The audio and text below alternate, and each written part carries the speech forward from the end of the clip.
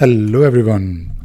Yes, I'm making a video after a very long time. It has been more than 2 months. But anyways, I'm back. Now today I thought I'll probably show you, or not really show you, but briefly talk about setting up multiple Bitbucket user SSH keys. Now basically what happens, and I don't know how this is handled on GitHub, but I'm going to talk about Bitbucket. Now on Bitbucket, of course, you need to set up your SSH keys. So basically on your computer, you would set up, of course, your keys, and then you would upload it, paste it somewhere in your profile so that you can actually commit, push changes to your repository, right? So that is great. Now the thing is that if you have multiple Bitbucket accounts, or if you have multiple, let us say, workspaces, which is usually the case, at least for me, then it can be a problem because you can't really reuse the same SSH key with multiple accounts. That is actually a problem. So fortunately, there is a way to solve this problem, and I admit it works, but it can take some time to properly set it up. And this is something that I believe will work and should work in theory on both Windows and Mac. Of course, I'm using Linux, so I'm assuming that you can figure it out if you're not using Linux. So the first thing that you need to do is you need to basically create the key. Like, let us say the second key or third key. In my case, I have multiple keys. And when you set up the key, you can basically use this command. And by the way, Atlassian has done a good job. At least they have provided this documentation. So this is something that you can refer to. And you can, of course, make sure that the username here is basically, I guess it is not really your Bitbucket login ID. It's basically your email address, right? So I'm assuming this would be different. And the main thing here is that the key that you generate, you have to specify a name of that particular key. So basically -F, and then specify something like, let us say personal key. And maybe you can do the same thing for each Bitbucket account, right? So you can do that. So basically you can generate multiple keys with different key names. So this is done, right? Now the second step is to add your private key to the SSH agent. You can do that if you want, but the main thing, the key is that you have to create a file, which is basically your SSH configuration file, and you will find this. You may not have this file, by the way. So if not, you need to create this file in your SSH and then config. So basically there is a file, or basically I should say there is, if you go to your .ssh directory in your home directory, create a file called as config. That is it. And paste this script, not a script, but configurations over there.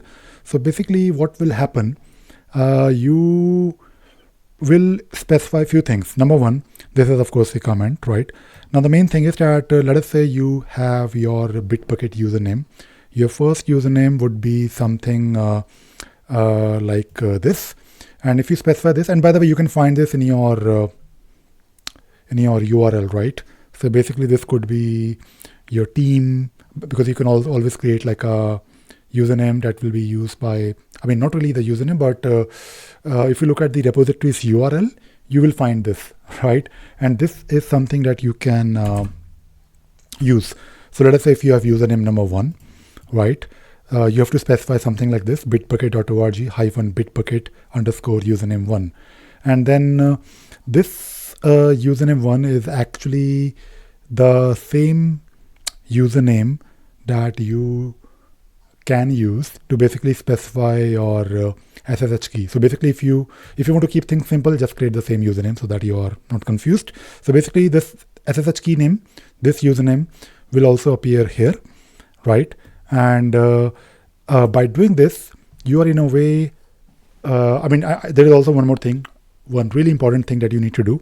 Basically when you try to commit or when you try to push, And if your remote URL of your repository is set to this this particular bitbucket.org hyphen your username colon blah blah blah, then it will use these keys. So basically, in a way, we are tricking this this mechanism to use a specific key for each maybe repository, right? And rest of the things, I mean, once you do this, once you basically create this file, then you need to make sure that you are setting the URL, the remote URL of your repository with this username appended in your Bitbucket URL. So basically, and there are two things. If you already have a repository, then you have to use this set URL so that your remote is set. And the main thing here is that git at the rate bitbucket.org, which is usually the case. Just append here hyphen your username.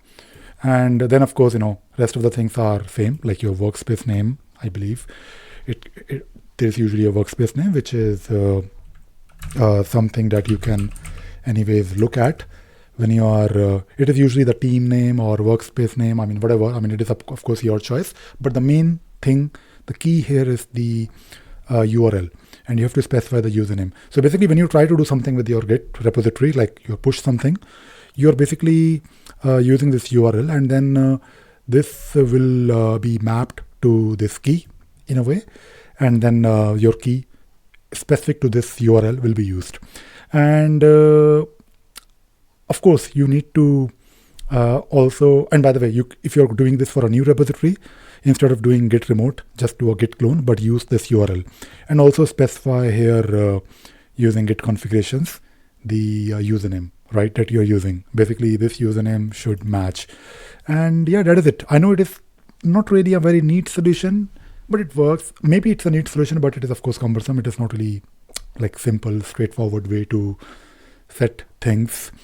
But I thought I'll probably share it with you, because on this channel, BlackBerry Boy channel, I do share these things, interesting things to solve, problems. And yeah, that is it.